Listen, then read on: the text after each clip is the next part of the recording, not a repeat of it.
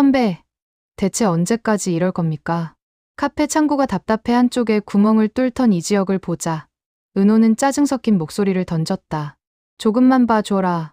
내가 그걸 몰랐을까봐. 네가 나를 얼마나 미워하고 경멸하고 있는 줄. 나도 끔찍하게 창피하고 솔직히 부끄럽다. 근데 살아야겠다 싶어서 여기로 온 거다. 너한테 민폐인 거 나도 알아. 근데 내가 여기 있다고 넌 죽지는 않잖아. 하지만 난 죽어. 여기서 나가면 죽는다고. 그래서 어쩔 수 없이 살아야겠다 싶어서 여기로 온 거다. 은호는 숨을 고르며 날카롭게 받아쳤습니다. 여기가 무슨 하숙집인 줄 아십니까? 카페입니다. 제가 매니저라서 끝까지 책임지고 지켜야 할 공간이에요. 선배가 그렇게 필요하다면 다른 데를 구하셔야죠. 저리 싫으면 중이 떠나는 거 아닙니까? 지혁의 입술이 일그러졌습니다. 하지만 곧 굳세게 말했습니다. 네가 나가겠다고 하면 그땐 내가 죽더라도 나갈게. 널 내쫓고 여기서 뭘 할 수는 없잖아. 기가 막히네요. 저까지 끌어들이시겠다. 은호는 어이없다는 듯 한숨을 내쉬었다. 양심은 있으신 것 같네요.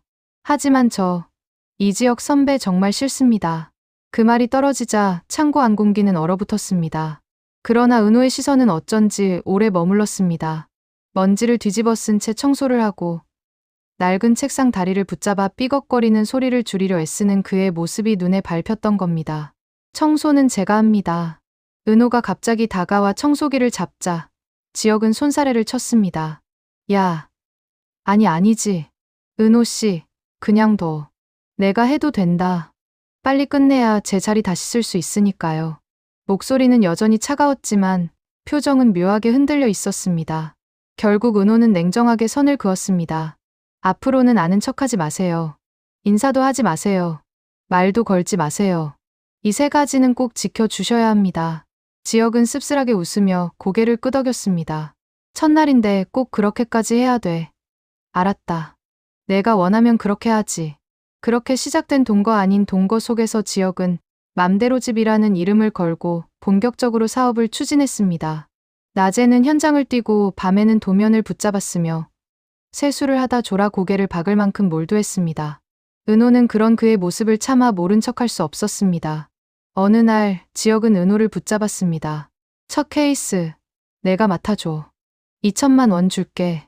그냥 도와주는 게 아니라 난 내가 필요해. 믿을 만한 첫 기록을 남기고 싶어서 초빙하는 거다. 은호는 잠시 멈칫했지만 곧 단호하게 대답했습니다. 창고를 차지하신 것도 모자라서요? 선배, 아무리 돈을 많이 주셔도 저는 안 합니다. 2억을 주셔도 마찬가지예요. 지혁은 입술을 깨물며 고개를 숙였습니다. 안 할 줄 알았다. 근데 절박하니까 매달려 본 거다. 그냥 비즈니스 제안이었다. 그 정도로 내가 그렇게까지 경멸스러운 거냐. 내 답답한 성격은 여전하네. 은호는 차갑게 돌아섰지만 그 말 한 구석이 오래 마음에 남았습니다. 카페 문이 쾅 소리를 내며 열리고 강호가 뛰어들어온다. 누나, 나 좀 살려줘. 강호 너 또 무슨 사고를 친 거야? 놀란 은호가 일어서며 물었다. 고지어 거친 숨을 몰아쉬는 사내 둘이 안으로 들이닥쳤다. 검게 그을린 얼굴, 굵은 목덜미에 새겨진 문신, 거친 눈매가 분위기를 단숨에 얼어붙게 했다. 그들의 시선은 곧장 카운터 옆에 숨어있던 지강호에게 꽂혔다. 야, 이 새끼 여기 숨어 있었네. 앞장선 사내가 비아냥대듯 웃으며 손가락을 튕겼다. 강호는 몸을 바짝 움츠리며 누나 뒤로 숨어들었다. 얼굴은 이미 흙빛이었고 손끝은 덜덜 떨렸다. 여긴 내 동생과 상관없는 내 일터야. 이렇게 함부로 들어와서 소란 피우지 말고 나가요. 은호가 단호히 말했다. 목소리는 떨렸지만 눈빛만큼은 매섭게 빛났다. 그러자 사내가 고개를 갸웃거리더니 성큼 다가오더니 누나 맞지? 동생이 못 갚으면 누나라도 갚아야지. 라고 소리 질렀다. 내가 왜 가족의 빚까지 갚아야 하죠? 가족에게 빚 추궁하는 건 불법이야. 알겠어. 그리고 손목이 잘려야 할 일이면 잘려야지. 소란 피우지 말고 어서 나가. 그 말이 떨어지는 순간 열받은 사채업자가 은호를 향해 손을 뻗치자 놀란 지혁은 은호 앞에 막아섰다. 지혁도 긴장되는 상황이었지만 종업원과 강호까지 합세하여 대치했다. 지금 협박한 거 다 녹화됐습니다. 기물 파손, 협박, 폭행 시도까지 증거로 남겨드릴까요? 경찰이랑 같이 보게? 사내는 코웃음을 치며 지역을 위아래로 훑었다. 뭐야? 너 변호사라도 되냐? 여긴 제 사무실이기도 합니다. 제 공간 망가뜨리는 순간 당신들 얼굴 뉴스에 실립니다. 지역의 목소리는 단호했고 눈빛은 흔들리지 않았다. 사내가 잠시 당황한 듯 웃음을 멈췄다. 곧 이어 비아냥 섞인 목소리가 흘렀다. 오, 누나가 아주 독하네. 내일 낮 12시까지 돈 못 가져오면 이 새끼 손목 하나 날아간다. 알겠어? 지강호는 그 뒤에서 연신 고개를 숙이며 떨고 있었다. 눈물이 차올랐지만 끝내 울지 못했다. 그 순간 은호가 돌아보며 한마디 내뱉었다. 지강호, 너도 나가. 엄마 가게 지켜야 할 거 아니야? 내 손목이 잘려도 엄마 몸에 상처 하나 나면 안 돼. 빨리 안 가면 네 손목 내가 자른다. 강호는 고개를 푹 숙이고 입술을 깨물었다.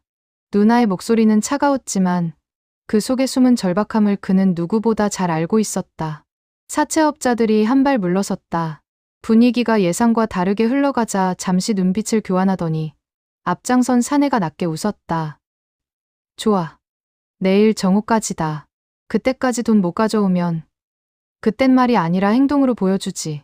누나가 아무리 강해도 칼 앞에선 다 똑같거든. 그들은 문을 쾅 닫고 나가버렸다. 남겨진 공기는 눅눅하고 숨소리조차 무겁게 가라앉았다. 그리고 은호는 화장실 바닥에 앉아 처절하고 서러운 울음을 터뜨렸다. 그녀는 은행을 찾았다. 지난 몇 년간 악착같이 모아둔 돈, 내일을 위해 아껴둔 돈, 단 한 푼도 쉽게 쓰지 않았던 그 돈을 전부 꺼내야만 했다. 결국 인출한 금액은 2,400만 원. 계좌 잔고는 텅 비어버렸지만 은호는 주저하지 않았다. 밤이 되자 강호는 주저앉은 채 중얼거렸다. 누나, 미안해. 나 때문에.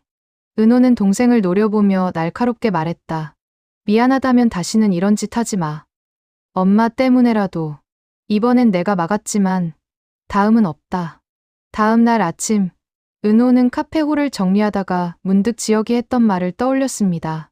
비즈니스 제안이다. 그 한마디가 귓가에서 맴돌았습니다. 원망스러운 동시에 어쩐지 그 말만큼은 진심 같았습니다. 결국 은호는 깊게 숨을 내쉬고 무겁게 입을 열었습니다. 선배, 어제 말씀하신 거 비즈니스 제안이라고 하셨죠. 공사 시작하면 제 일이랑 겹칠 수도 있을 겁니다. 괜찮으시겠습니까? 지역은 기다렸다는 듯 환하게 웃었습니다. 오랜만에 보는 부담스럽지 않은 미소였습니다. 지은호 씨, 바로 계약서 씁시다. 철거업체랑 인부 다 섭외해놨어요. 계약금도 10%는 내일 들어올 거예요. 그 대답에 은호는 잠시 말이 막혔습니다. 자신이 겨우 입을 열었는데 이미 모든 걸 준비해 둔 사람처럼 단단히 서 있는 그의 태도가 조금 당황스러웠습니다. 그렇지만 이상하게도 이번에는 그 불편함이 조금 다르게 느껴졌습니다. 억지로 끌려 들어가는 것이 아니라 어쩌면 필요한 걸음일지도 모른다는 생각이 들었기 때문입니다. 두 사람은 마침내 같은 길을 걷기 시작했습니다. 그러나 첫날부터 지역은 직접 현장에 뛰어들어 잡부로 일하며 인건비를 아꼈고 점심값을 아끼겠다고 혼자 라면으로 때웠고 그 모습을 보는 은호의 마음은 불편하기 짝이 없었습니다. 퇴근길에 같은 버스를 타야 하는 상황도 그렇고 지역 선배가 카페 뒤편에서 쪼그리고 앉아 라면으로 끼니를 때우는 상황도 짜증이 났습니다. 결국 은호는 박성재에게 속마음을 털어놓았습니다. 성재 씨, 사실은 지역 선배가 너무 힘들어 보이네요. 보기 싫어서, 아니 솔직히는 불편해서 자꾸 피하려고 했는데 이상하게도 그냥 두고 볼 수가 없어요. 그런데 제가 이런 마음 드는 게 맞는 건지 모르겠어요. 성재는 잠시 은호를 바라보다가 고개를 끄덕였습니다. 그럴 수 있죠. 싫다고만 생각했던 사람도 어느 순간 다르게 보일 때가 있습니다. 하지만 은호 씨, 혼자 끌어안지 마세요. 선배가 진짜 힘든 거라면 도와줄 방법을 같이 찾는 게 맞습니다. 은호는 그 말을 듣고 한동안 아무 대답도 하지 못했습니다. 대신 눈을 내리깔고 조용히 커피잔만 만지작거렸습니다. 며칠 뒤 성재는 지역을 따로 불러냈습니다. 지역아, 내가 사무실다운 사무실을 얻는 게 좋겠다. 내가 투자해줄게. 창고 같은 데서 버티지 말고 제대로 시작해. 지역은 순간 얼굴이 굳었습니다. 자신을 도와주려는 말이라는 걸 알면서도 그 속에 깔린 시선이 마음을 건드렸습니다. 불쌍해서 던지는 동정이냐? 라는 말이 목구멍까지 차올랐지만 그는 간신히 삼켰습니다. 고맙다. 근데 난 아직 준비 안 됐다. 내 힘으로 해보고 싶다. 지혁은 그렇게 자신의 창고로 돌아와 서랍 속에 100만 원짜리 수표를 꺼내 들었습니다. 지혁의 도피 기간에 쓰러졌을 때 성재가 건네준 그 수표를 보며 그는 다시 오기를 내어 밤샘 작업을 이어 나갔습니다. 그는 다음 날 은호에게 괜히 나를 세웠습니다. 은호는 자신도 헤아리지 못하는 분노와 안쓰러움, 그리고 고마움이 있었지만 이번에도 퉁명스럽게 받아칠 수밖에 없었고, 지혁 또한 비즈니스 자세로 돌아가 정중한 답변을 하고 쌩 찬바람을 일며 돌아섰습니다. 그런 그들에게도 새로운 날이 찾아왔습니다. 은호와 지혁은 같은 버스를 타고 퇴근하던 어느 날, 유난히 피곤했던 지은호는 버스에 서서 졸고 있었습니다. 버스는 순식간에 돌진한 자전거를 피하려다 급정차를 하게 되고 손잡이를 놓친 은호의 몸이 차 앞쪽으로 공처럼 날아가는 순간 지혁의 가슴팍에 파묻히게 됩니다. 민망함에 급히 내리는 두 사람. 그렇게 다시 카페로 향하던 은호와 지혁은 여유롭게 나란히 걷게 되었습니다. 은호가 먼저 박성재 본부장한테 친구 얘기를 한 건 내가 과했어요. 라고 건네자, 그렇다고 빈정된 건 내가 과했어요. 라고 지혁이 답합니다. 서로 쌤쌤이네요. 그럼 서로 퉁치기? 그렇게 화해의 말이 오가자 두 사람은 한결 가벼워진 마음으로 다시 일에 몰두할 수 있었습니다. 이제 은호는 지혁이 늘 앉아 라면을 먹던 구석자리에 사다리를 가져와 자리를 마련해 줍니다. 지혁은 그런 은호를 바라보며 마음 한켠이 따뜻해졌습니다. 그가 지금까지 맞서던 은호가 아니라 조금씩 자신을 이해해 주려는 은호라는 걸 깨닫는 순간이었습니다. 이상철은 책상 위에 펼쳐진 전기 기능사 교재를 붙잡고 있었습니다.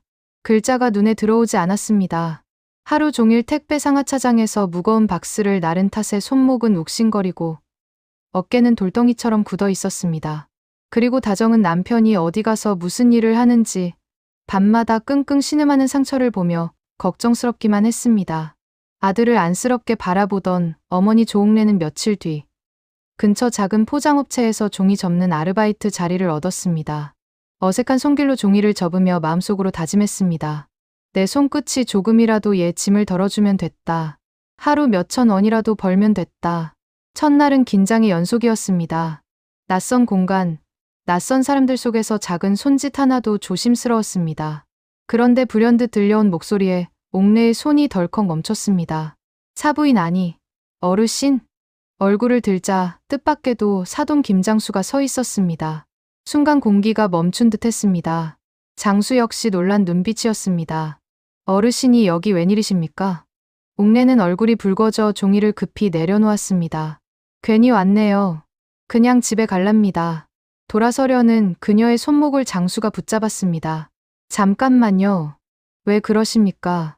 이 나이에 이런 자리에서 일하는 거 애들 알면 얼마나 부끄럽겠습니까? 괜히 서로 얼굴 붉힐 일 만들고 싶지 않아요. 옥내의 목소리에는 체념이 묻어 있었습니다. 하지만 장수는 고개를 저으며 단호하게 말했습니다. 우리 나이에 이런 자리 구하기가 얼마나 힘든 줄 아십니까? 부끄러운 게 아닙니다. 애들만 모르면 되지 않겠습니까? 우리끼리 비밀로 하면 됩니다. 그 한마디에 옥내의 눈가가 흔들렸습니다. 오래 살아오며 수없이 맞닥뜨린 체면이라는 단어가 그녀를 오감했지만 장수의 말에는 이상한 힘이 있었습니다. 사돈 어른 정말 그렇게 생각하십니까? 그럼요. 우리 같은 나이에는 하루하루 성실히 사는 게 전부입니다. 체면이 밥 먹여주는 게 아니잖아요. 그날 이후 두 사람은 같은 공간에서 마주 앉아 종이를 접기 시작했습니다. 종이 특유의 바스락거리는 소리가 어색한 침묵을 메웠습니다. 옥내는 잠시 후 작은 목소리로 말했습니다. 내가 이 나이에 일을 다시 시작할 줄은 몰랐습니다. 근데 아들 보니까 도저히 가만히 있을 수가 없었어요. 장수는 고개를 끄덕이며 대꾸했습니다. 나도 마찬가지입니다. 젊은 애들 눈에는 우스워 보일지 몰라도 이게 우리 세대가 살 길이지요. 손주들한테 손 벌리지 않고 용돈을 버는 게 어디입니까? 두 사람은 잠시 서로를 바라보며 웃었습니다. 어색하지만 묘하게 위로가 되는 웃음이었습니다. 이지화는 늘 당당해 보였지만 사실 속으로는 예민하고 상처받기 쉬운 사람이었습니다. 운전기사라는 자리가 어색했지만 성재의 부탁으로 자리를 지키며 박영라를 곁에서 지켜보고 있었습니다. 그런데 이상하게도 영라는 늘 고용주처럼 굴었습니다. 딱딱한 태도에 마치 벽을 세운 듯한 말투에 지환은 불편함을 숨길 수 없었습니다. 저기 선생님이라고 말은 건네는 영라에게 뭐 선생님 하며 지환은 짜증 섞인 대답을 합니다. 기사님이라고 부르니 기분 나빠하셔서 선생님이라고 높여드린 거예요 하자 지혁은 어따 대고 기분 나쁘게 그냥 기사라고 해라고 더욱 화를 냈습니다. 영라는 잠시 말을 잇지 못했습니다. 그동안 어느 것 하나 본인이 판단해보지 못한 영라에게 지환의 태도는 큰 벽처럼 느껴졌습니다. 답답해진 영라는 결국 핸드폰을 열어 AI에게 물었습니다. 오빠 친구의 동생이 내 운전기사인데 어떻게 불러야 할까요? 오빠랑 그 친구가 친해? 응. 나이는 나보다 조금 많아. 그럼 오빠라고 해야 하지 않을까? 아니면 서로 합의해 땡땡씨. 이렇게 불러봐. 임시로 왔다면 기사님이나 선생님은 아닌 것 같아. 그럼 상대가 불편할 수 있으니 친근하게 오빠가 좋을 것 같아. 한참 동안 휴대폰을 들여다보던 영라는 이제야 의문이 풀리는 것 같았습니다. 그날 저녁 차에서 내리려던 순간 입술을 깨물며 지환을 불렀습니다. 오빠. 순간 지환은 깜짝 놀라 그녀를 바라봤습니다. 뭐라고 했어요? 지금? 됐어요. 그냥 앞으로 그렇게 부르겠습니다. 영라는 얼굴이 붉어져 고개를 돌렸습니다. 지환의 입꼬리가 저절로 올라갔습니다. 그 한마디가 그렇게도 듣고 싶었던 소리였던 겁니다. 좋습니다. 이제야 좀 사람 대접받는 기분이 드네요. 그날 이후 두 사람 사이에는 묘한 변화가 생겼습니다. 지환은 예전보다 훨씬 부드럽게 대했으며 영라는 여전히 무뚝뚝한 척했지만 표정이 자주 흔들렸습니다. 길을 걸을 때도 간격이 조금 더 가까워졌고 짧은 대화 속에서도 온기가 느껴졌습니다. 하지만 딸 영라를 애중중지 키워온 엄마 고성희는 그렇게 호락호락한 상대가 아닙니다. 성희는 오랫동안 딸 영라를 자신의 뜻대로 키워왔습니다. 체형 관리, 피부 관리, 심지어 대화 방식까지도 철저히 지휘했습니다. 이유는 단 하나, 영라를 재벌가로 시집 보내 가문을 더 끌어올리려는 야심이었습니다. 최근에는 영라가 다니던 피트니스 센터까지 옮겨버렸습니다. 표면상으로는 더 전문적인 트레이너가 필요해서라는 명분이었지만 사실은 그곳에 특정 재벌 3세가 다닌다는 정보를 입수했기 때문이었습니다. 영라야, 운동은 거기서 하는 게 더 나아. 분위기도 좋고 사람들도 다 수준 있지. 성희는 부드럽게 말했지만 눈빛은 계산으로 번뜩였습니다. 영라는 내심 낯설고 불편했지만 결국 아무 말 없이 어머니의 지시에 따를 수밖에 없었습니다. 어린 시절부터 반복된 교육은 그녀를 무력하게 만들었고 그저 순응하는 길만이 평화를 지키는 방법이라고 생각했기 때문입니다.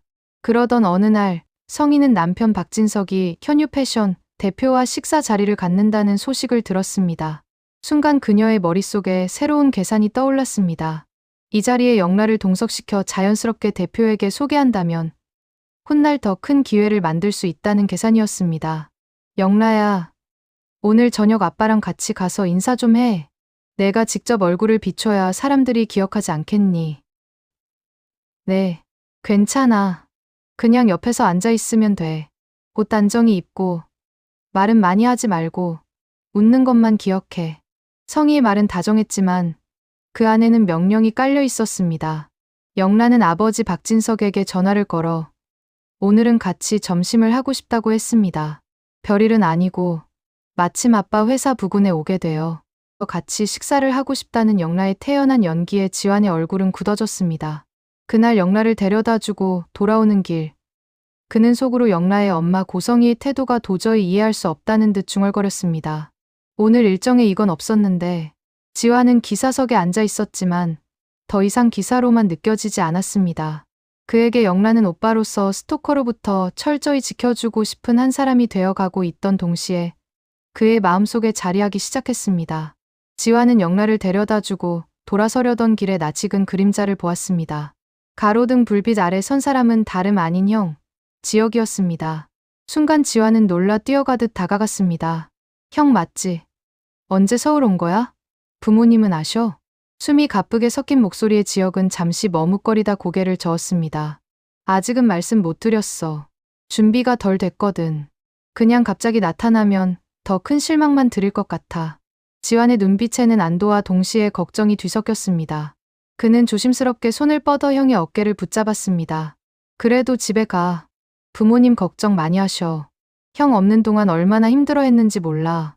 하지만 지혁은 단호했습니다. 지환아, 조금만 더 기다려줘. 내가 자리라도 잡아야 하지 않겠어. 빈손으로 돌아가면 더 큰 짐만 되는 거야. 지환은 답답한 듯 입술을 깨물었습니다. 하지만 형의 진지한 눈빛에 결국 물러서듯 고개를 끄덕였습니다.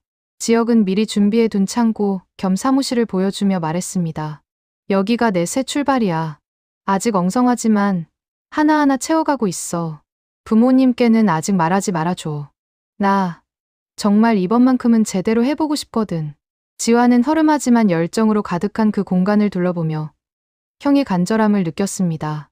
결국 그는 힘겹게 웃으며 대답했습니다. 알았어요. 형이 꼭 그렇게 하고 싶다면 난 믿을게. 근데 옷걸이 뭐야? 하고 안쓰러워했습니다. 지혁은 고맙다는 듯 미소를 지었습니다. 짧은 대화였지만 형제 사이의 끈은 다시 단단히 묶여졌습니다. 며칠 후 은호는 맘대로 집 인테리어 공사의 코디네이터로 아파트 현장에 나와 있었습니다. 무너져가는 벽, 먼지가 흩날리는 공간 속에서 인부들과 함께 도면을 확인하며 지시를 내리고 있던 중 낯선 인부 한 명이 눈에 들어왔습니다. 이른 새벽부터 땀을 뻘뻘 흘리며 부지런히 벽돌을 나르는 사내. 은호는 잠시 눈을 떼지 못했습니다. 저분, 누구시죠? 은호가 옆 인부에게 물었을 때 돌아온 대답은 단순했습니다. 오늘 철거 인력으로 들어오신 분이요. 상철 씨라고. 이름을 듣는 순간 은호는 알 수 없는 친근감을 느꼈습니다. 그는 마스크를 고쳤으며 현장을 정리하던 상철에게 다가가 말을 건넸습니다. 안녕하세요. 오늘 처음 뵙네요. 저는 이번 공사 코디네이터 맡은 지은호라고 합니다. 상철은 반갑게 고개를 숙이며 대답했습니다. 예. 저는 철거 쪽에서 일하는 이상철이라고 합니다. 나이도 있고 몸도 예전 같지는 않지만 뭐라도 해야죠. 새벽부터 나와야 하루가 길어지는 것 같아서요. 그 말에 은호의 가슴이 순간 뭉클했습니다. 그는 잠시 상철의 얼굴을 바라보다가 조심스레 말했습니다. 아저씨 모습이 딱 저희 아버지 같으세요. 아버지도 예전에 사업이 부도 난 후에 돌아가시기 전까지는 무슨 일이든 부지런히 하셨어요. 새벽마다 일찍 나가셔서 고생하시면서도 항상 웃음을 잃지 않으셨거든요. 은호는 그렇게 말하고 나서 순간 눈가가 젖어오는 걸 느꼈습니다. 상철은 그 말을 듣고 한동안 아무 대답도 못하다가 담담히 웃어 보였습니다. 그런 분이셨구나. 은호 씨가 그런 아버님 밑에서 자라서 이렇게 책임감 강한 사람이 된 거겠지요. 은호는 주머니에서 새 마스크 하나를 꺼내 건네주며 말했습니다. 이거 새 거예요. 오늘 먼지가 심한데 꼭 갈아 끼세요. 건강 지키셔야 합니다. 상철은 잠시 멈칫하다가 마스크를 받아들고 고개를 숙였습니다. 고맙습니다. 이런 배려받는 게 참 오랜만이네요. 나이 들수록 누가 챙겨주면 그게 더 크게 와 닿거든요. 그 짧은 대화는 현장의 소음 속에서도 묘하게 따뜻한 울림을 남겼습니다. 은호는 다시 현장으로 발걸음을 옮기면서도 마음 한편에 오래된 그리움이 살아나는 걸 느꼈습니다. 아버지를 떠올리게 하는 이상철. 그와의 첫 만남은 단순한 스쳐 지나감이 아니라 앞으로 더 깊은 인연으로 이어질 예감이 가득했습니다. 레스토랑의 불빛은 부드럽게 내려앉아 있었고 창가 자리에 마주 앉은 성재와 수빈은 마치 오래된 가족처럼 그러나 어딘가 낯설게 서로를 바라보고 있었습니다.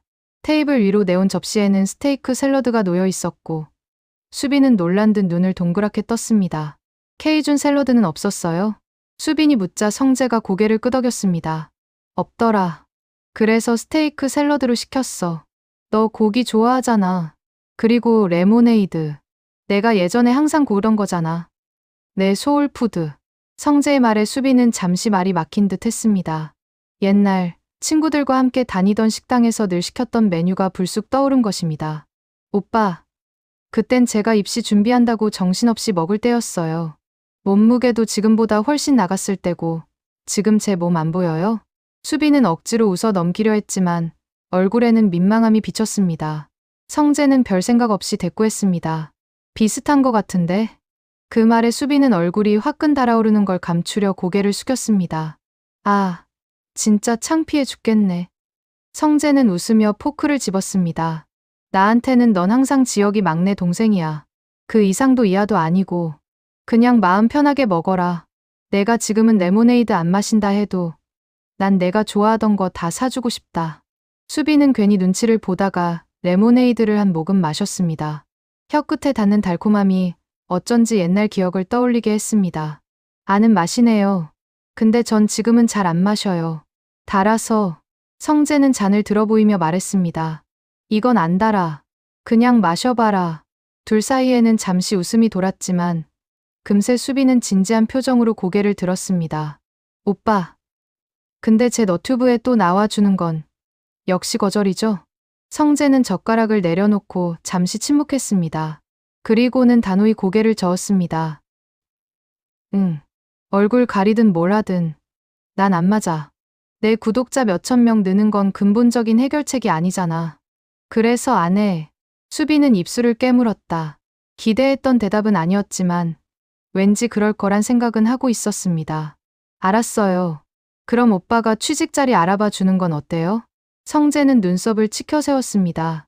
내가 왜? 너 회사 다니는 거 싫다며. 맞아요. 회사 다니는 거 싫어요. 그래서 전 너튜브로 성공하는 거예요. 그리고 돈 많은 남자랑 결혼하는 거죠. 전 결혼은 꼭 할 거거든요. 수빈의 목소리는 흔들림이 없었습니다. 하지만 그 말은 성재에게 충격처럼 다가왔습니다. 돈 많은 남자. 너 지금 무슨 말 하는 거냐? 너 엄마, 아빠가 이 얘기 들으면 뭐라고 하실 것 같아? 수빈은 주저하지 않았습니다. 모르죠. 엄마 아빠는 몰라요. 그리고 오빠, 자꾸 편견부터 갖지 말고 제 말 좀 들어봐요. 전 제 출신을 바꿀 수 없다는 거 알아요. 불만도 없어요. 근데 극복할 권리는 있다고 생각해요. 그게 돈이에요. 성재는 고개를 젓고 한숨을 내쉬었습니다. 그러나 수빈의 눈빛은 흔들림 없이 단단했습니다. 돈 많고, 성격 좋고, 외모 준수하고, 능력 있고, 집안도 괜찮고, 날 사랑해줄 사람. 그런 조건이 모여있는 곳이 결혼정보회사예요. 그래서 가입했어요. 조건 맞는 사람 만나서 연애부터 하려고요. 성재는 믿을 수 없다는 표정으로 숟가락을 내려놓았습니다. 야, 수빈아. 내가 그렇게 조건을 따지면서 결혼을 계산한다고. 결혼은 그런 게 아니잖아. 그러자 수빈은 눈을 반짝이며 단호히 말했습니다. 계산적이면 어때요? 삶은 각자가 필요한 걸 얻기 위한 투쟁이잖아요. 난 연애든 결혼이든 상대방에게 잘할 자신 있어요. 근데 나 같은 서민층 여자가 사랑만 가지고 결혼한다. 전 싫어요. 고생하면서 살고 싶진 않거든요. 오빠, 그게 뭐가 그렇게 잘못된 거예요? 성재는 답답하다는 듯 눈을 감았다가 뜨며 수빈을 바라봤다. 그녀의 말에는 확고한 신념이 담겨 있었다. 하지만 그 신념 뒤에 있는 건 어린 시절부터 채워지지 않은 결핍이라는 걸 성재는 느낄 수 있었다. 그는 잠시 말을 멈추고 수빈의 얼굴을 바라보다가 조용히 물었습니다. 너 그렇게까지 해서 얻고 싶은 게 뭐냐? 돈 많은 남자랑 결혼해서 진짜 행복할 수 있을 것 같아? 수빈은 단호하게 고개를 끄덕였습니다. 행복할 수 있어요. 아니, 행복해질 거예요.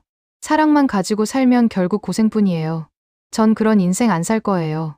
성재는 대꾸하지 못했다. 테이블 위에는 아직 손도 대지 않은 레모네이드가 반짝이고 있었습니다. 수빈은 그것을 집어들어 한 모금 삼켰습니다. 그리고 씁쓸한 듯 웃었습니다. 여전히 달긴 달네요. 근데 오빠, 난 이런 맛을 버릴 수 없어요. 결국 이런 단맛이 날 살게 할 거니까. 성재는 수빈에게 미소 지으며 중얼거렸습니다. 지역이 동생 맞네? 좁은 창고방. 천장에는 오래된 형광등이 어둑하게 흔들리며 깜빡이고 있었습니다. 방 안쪽에는 중고로 들여온 링라이트와 카메라 삼각대가 놓여 있었고 책상 위에는 메모장과 화장품, 작은 마이크까지 어수선하게 흩어져 있었습니다. 수빈은 의자에 앉아 노트북 화면을 뚫어져라 바라보며 한숨을 내쉬었습니다. 봐봐 또 이거야. 화면 가득 펼쳐진 것은 그녀가 올린 최신 영상의 댓글 창이었습니다. 영상의 주제는 커플룩이었지만 댓글의 대부분은 수빈이 아닌 성재에 대한 이야기였습니다. 와, 오빠 미모 실화냐? 목소리 미쳤다. 남자 모델은 다음에도 나와주세요. 남친 아니시면 소개받을 수 있을까요? 크크크. 수빈은 입술을 삐죽 내밀며 투덜거렸다. 이게 뭐냐고. 내가 주인공인데 전부 성재 오빠 얘기뿐이야. 나한테는 관심도 없어. 옆에 앉아있던 친구 하은이 콜라를 벌컥벌컥 마시며 코웃음을 쳤습니다. 야, 인정해야지. 내 오빠. 아니 내 오빠 친구잖아. 아무튼 성재 오빠는 그냥 육각형 인간이야. 돈도 있지, 잘생겼지, 성격 좋지, 흠 잡을 데 없는 완벽한 남자잖아. 육각형. 수빈은 고개를 갸웃했습니다. 응. 능력, 얼굴, 돈, 매너, 성격, 집안. 딱 육각형. 빈틈없는 남자. 누가 봐도 댓글 다 빨아들이지. 내가 아무리 예쁘게 나와도 카메라에 성재 오빠 있으면 시청자들 눈은 거기로만 가는 거야. 수빈은 발을 동동 구르며 툭탁거렸습니다. 하은이는 능청스럽게 웃으며 카메라 각도를 조절했다. 그래서 내가 여기 와 있잖아. 오늘은 내가 혼자 주인공이야. 제목도 여자 혼자 살아남는 법 이런 거 하면 조회수 잘 나올걸? 혼자 살아남는 법이라. 수빈은 잠시 생각하다가 고개를 저었습니다. 그런 거 재미없어. 결국 조회수는 얼굴 빨이고 성재 오빠가 있어서 그만큼 폭발한 거야. 난 어떻게 해야 돼. 하은은 수빈의 어깨를 툭 치며 위로했습니다. 야, 괜히 기죽지 마. 너 매력 있거든. 성재 오빠가 육각형이면 넌 다이아몬드야. 빛나는 각도가 아직 시청자들 눈에 안 잡힌 것뿐이야. 더 찍다 보면 각이 나와. 다이아몬드라니. 그럴싸하네. 수빈은 억지로 미소를 지으며 화장품 파우치를 열었습니다. 거울에 비친 얼굴은 피곤했지만 다시 한번 립을 바르고 볼터치를 두드리며 활기를 되찾으려 애썼습니다. 하은이 카메라 세팅을 끝내며 말했습니다. 준비 끝. 오늘은 내가 진짜 주인공이야. 성재 오빠 그림자에서 좀 벗어나자. 대신 우리 재미있게 자연스럽게 가자. 수빈은 의자에 앉아 깊게 숨을 내쉬었습니다. 알았어. 근데 있잖아. 하은아. 왜? 나 가끔은 이런 생각도 해. 혹시 내가 아무리 열심히 해도 결국 성재 오빠 같은 사람 옆에 있어야만 빛나는 건 아닐까 하고 내가 혼자서는 못 빛나는 사람일까 봐. 하은이는 진지하게 수빈을 바라보다가 고개를 저었습니다. 야, 내가 빛을 못 낸다고. 내가 빛을 못 내면 내가 왜 이렇게 몇 달째 내 옆에서 촬영 도와주고 있겠냐. 사람은 누구나 무대랑 조명 타이밍이 있어. 내 시간은 아직 안 온 거야. 기다려. 분명 온다니까. 그 말에 수빈은 잠시 눈을 감았다가 다시 크게 뜨며 웃어 보였습니다. 그래, 맞아. 언젠간 내 시간이 오겠지.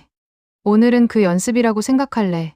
카메라가 켜지고 빨간 불빛이 깜빡였다. 수빈은 활짝 웃으며 카메라를 향해 손을 흔들었습니다. 안녕하세요, 여러분. 오늘은 제가 좋아하는 일상템 소개할 거예요.